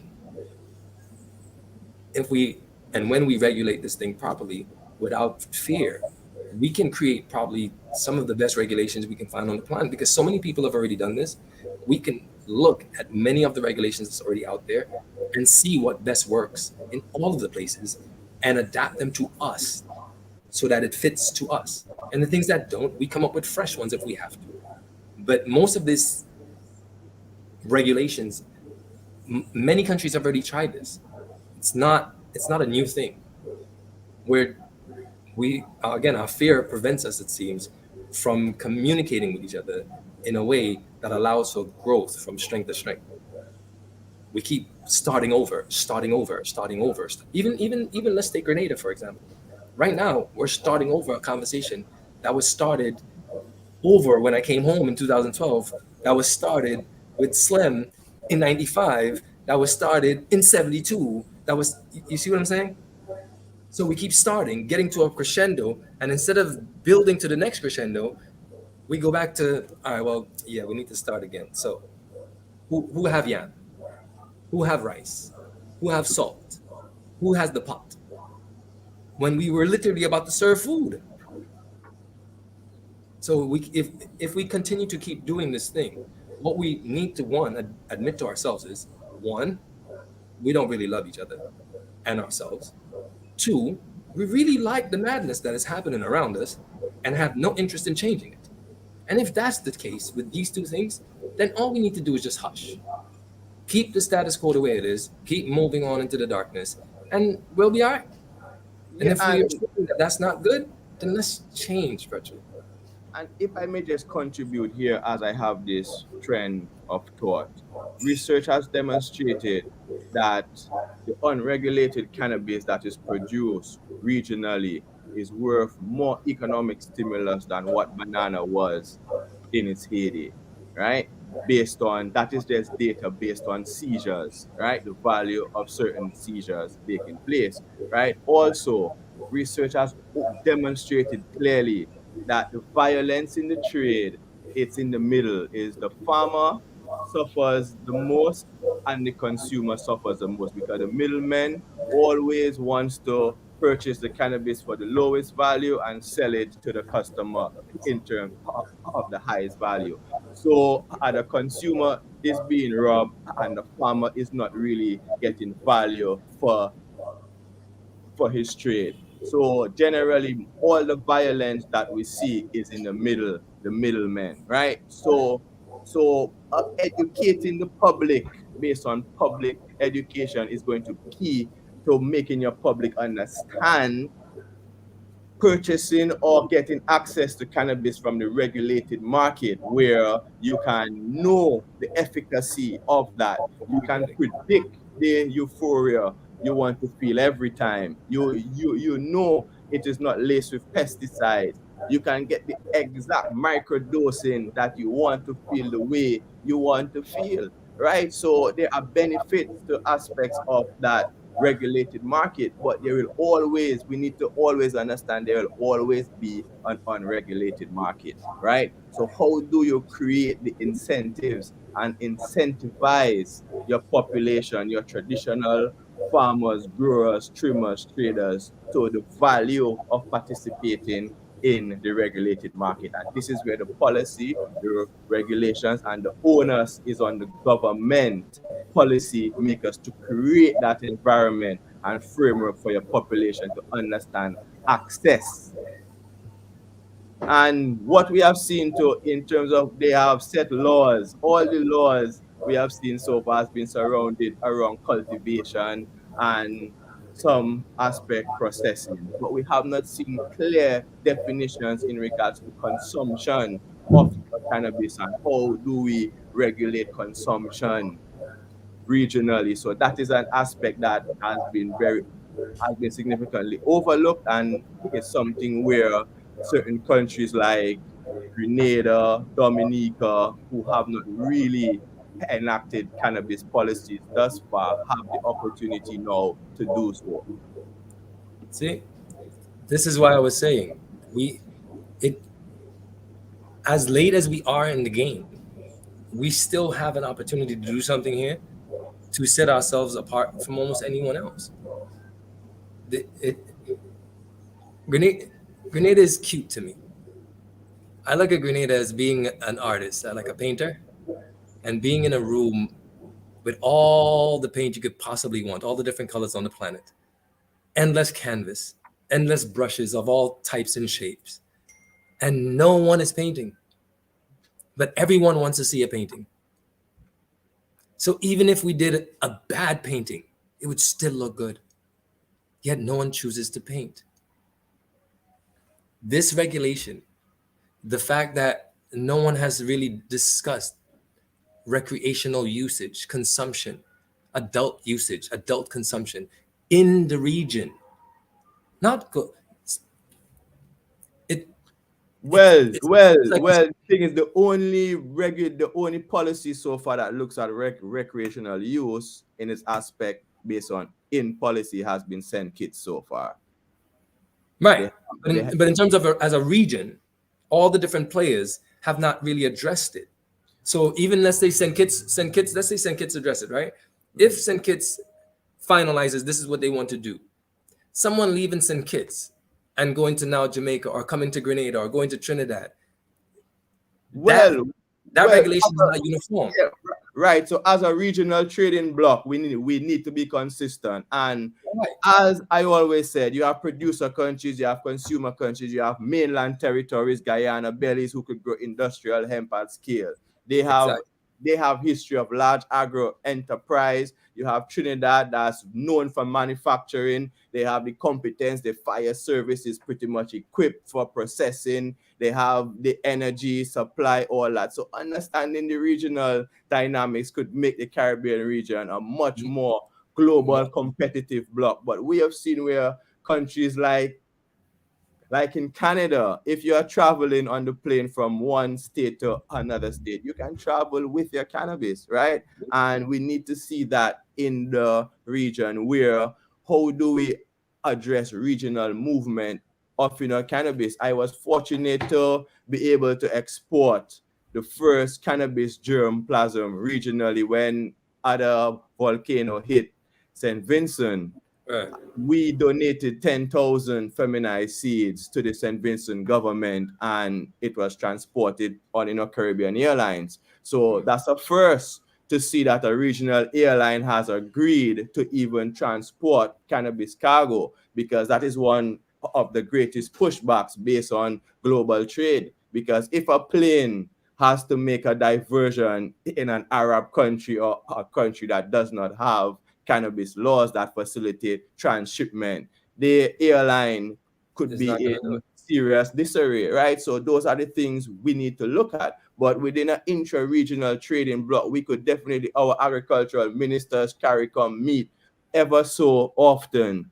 We had a marijuana cannabis commission, right? So all those things, but what we are definitely not seeing on an eye-to-eye basis where everybody's looking to create something different, to create a sort of global advantage where the wealth generation, it's in your face. It's between your local commercial activity, your regional commercial activity, and then you look outside to in terms of global commerce, right? So yeah, it's a very dynamic process to understand cannabis reform, cannabis change, and how do you get the participation that is necessarily needed. We have seen where the Rastafari people have been mentioned, but have no economic stimulus to what has been mentioned thus far. We see where Barbados presented the first sacramental cannabis bill, where the benefit to the Rastafari population is pretty much null and void, because it's not seen as an opportunity for commercial activity. It's only seen as a sacrament. Rastafari has been using cannabis openly from ever since. It's not a hidden thing. So giving a sacramental right now to say that we can do so, but we can't participate in economic activity does not make any sense. And for the Barbados government not to see the Rastafari home as a place of worship creates a whole different level of limitation surrounding sacramental usage. Well, let me address a little bit of that. One of the reasons we have realized and noticed from our little island here is because most of these places, the people that was tasked to come up with these regulations and law, there were no Rastas involved. There was at one time a group of brothers and sisters from the diaspora came here, from countries in the diaspora where the law had been changed. And they could not, a man to a woman, confirm that they had any significant input into any of the laws that were changed. It was all benevolence by some other person handing down something to Rastafari. So when we have boards, when we have commissions, when we have groups that meet to create laws, and the people that's most affected by these laws are not on those boards, how can those boards be representative of those people? How do you represent my true feeling if I am not on your board? Even how do you regulate a plant and you don't have a horticulturalist, a botanist who understands the plant? Like when I see you allow each household to have 5 plants, that makes no absolute sense. It should be at least 5 pistillate plants, 5 plants that bear that have female traits. Like the plant must display pistillate properties, So because you see this what is you just where said there? this In is where California, how they did it was they said you can have 12 plants, and out of that, you can take out 6 females, 6 pistolates. Yeah, right. So also, so just a simple thing like that, understanding the plan from that, right? And then the policy framework that we have seen, where the regulatory premise is to make sure diversion and inversion doesn't take place from the regulated market. So you see a lot of enforcement being taken place based on ex-policemen, military, lawyers, so on, but not personnel who have practical experience with the actual plan and create the policy framework surrounding that, right? So then instead of the regulators and the regulation enhances creativity and commerce, it tends to be on the premise of enforcement and strictly enforcement. So with that now, that is definitely going to stifle the level of economic commerce that can happen and to be facilitated, because the level of understanding to facilitate commerce, from cultivation to processing to uh, dispensing, needs to be understood from a practical point of view, but not from a legal, lay term, or law enforcement point of view. Everybody, cannabis is an interdisciplinary approach. You must be able to understand business, you must be able to understand agriculture, quality assurance, testing, marketing, history, culture. So we have yet to see the level of research in the region that touches aspects of this interdisciplinary approach to understanding cannabis and unlocking the economic potential. Well, definitely, you guys have touched a lot, and this topic is very vast, and there's so much more to explore. Saisa dropped off a bit. I don't know if he had some technical issues with internet, but for you, Dr. Marshall, as we wrap up, final thoughts, final comments in terms of all that was shared, and the future goals for cannabis for the region. Yeah, well,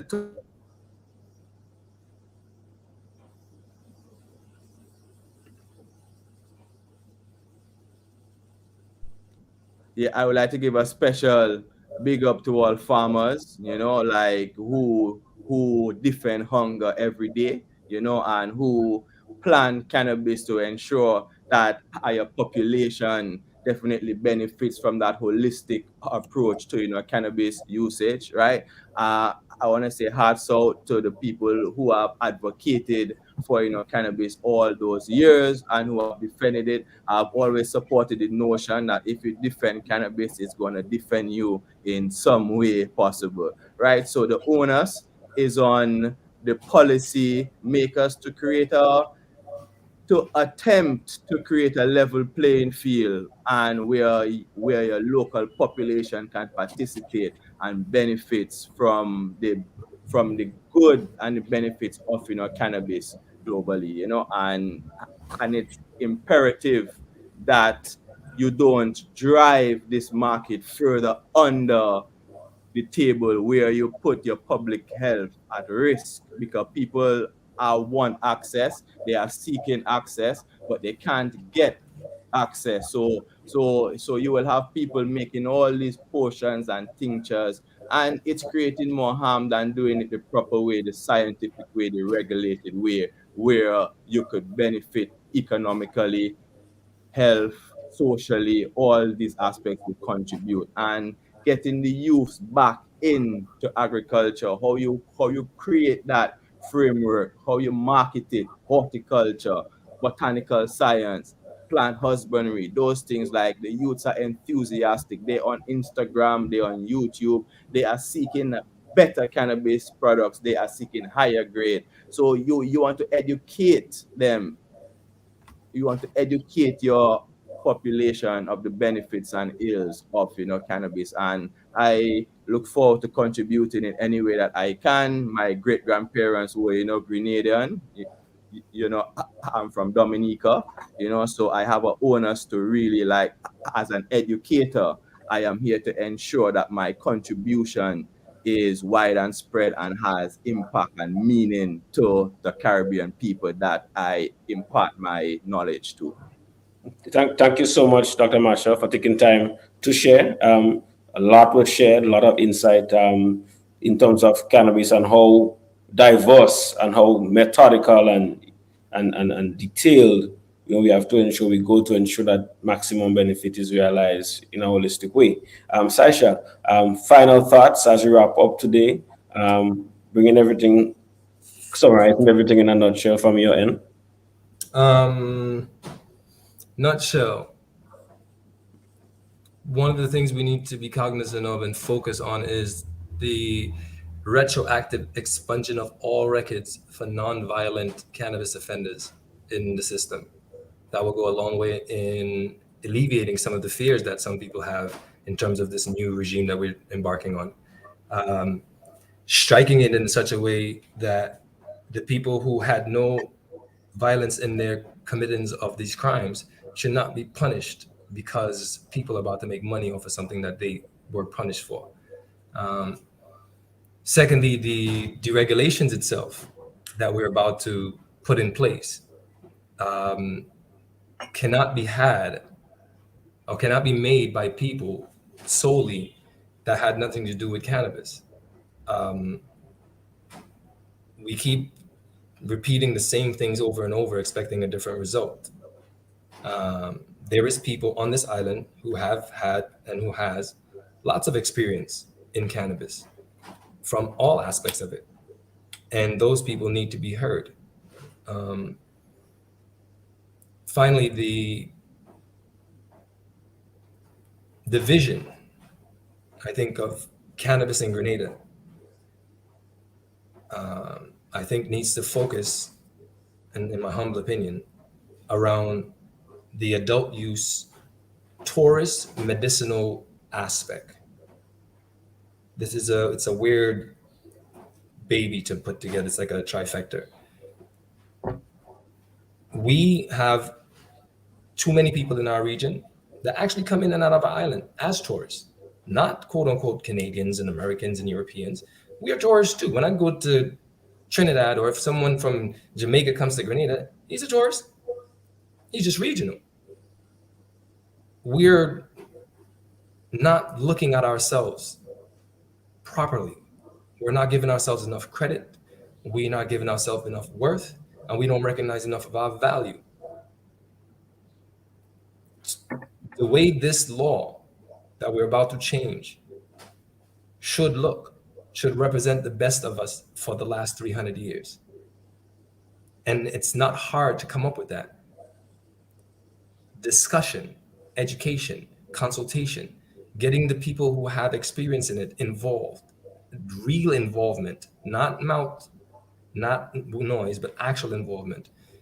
Those things will go a long way in crafting regulation that actually makes Grenada look and feel good for everyone involved, including the people who don't want anything to do with cannabis.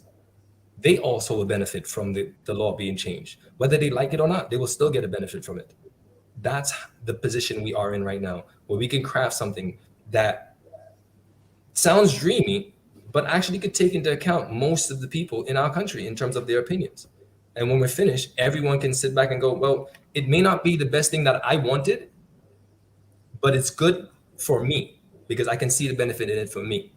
Whether I'm a user, whether I'm a grower, whether I'm a supplier, whether I'm just a bystander on the side watching it, some part of this thing will benefit me.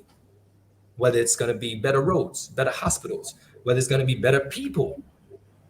You feel me? Better education, a better opportunity to go in and out of my country and make a living for myself.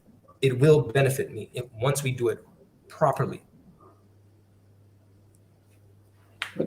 Thanks again, brothers. A lot to digest, and thank you so much for taking time and sharing your wealth of knowledge in terms of cannabis. A lot of potential, a lot of opportunity. The ball is in the court of the different regional leaders to work in their own jurisdictions to make a better reality, as well as to collaborate on a regional level to ensure that the benefits can be shared across the region, and we can leverage the potential and the potentials we have to make the industry pop. Because we have land in Guyana, as you said, massive land, and Exactly. we still execute Trinidad. One thing. Hey, Brother Marshall, we Yes, need to sir. reason more, brethren. Come on, you can get my man. Yeah. No, I got you now. Now. Okay, We linked okay. up now, but we definitely need to reason a lot more, brethren. Sure. Yes, Give sir. thanks. Yeah. Big up the audience, Give Yes, thanks. sir. Give Yeah, thanks for tuning in. Definitely. So thank you so much, guys. Have a great weekend. Well, what's left of it, and have a fulfilling week. All the viewers, thank you for joining us and for tuning in and sharing your comments. Today was definitely class, cannabis class and legal class. Hope to see you guys next week. Enjoy the rest of your day. Blessings.